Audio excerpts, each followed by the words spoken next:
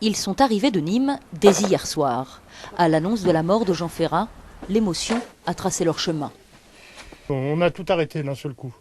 On a dit bon allez, il faut y aller. Vous voyez, on est quand même arrivé une journée avant pour être sûr d'avoir de la place, parce qu'on pensait bien qu'il y aurait du monde. Dès les premières heures de la matinée, ils se sont serrés sur la place du village. 5000 personnes au moins sont attendues pour un geste, un moment d'ultime communion avec leur artiste, unis dans l'attente du dernier au revoir. Je viens aujourd'hui parce que je n'ai pas pu venir avant ici pour le voir jouer aux boules, tout ça. C'est la première fois que je fais ça, et je fais ça parce que c'était un grand homme. C'est une partie de l'Ardèche qui s'en va un peu à travers ce grand homme, quoi, qui était Jean Ferrat. Donc je voulais à tout prix lui rendre ce dernier hommage.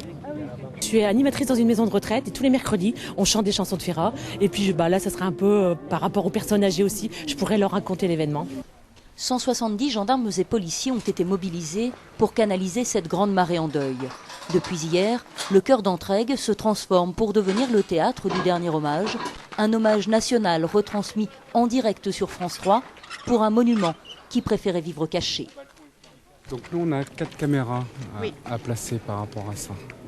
Des honneurs dont la modestie de l'artiste aurait sans doute souffert. Jean Ferrat, vous savez, était très réticent à ce genre de manifestation.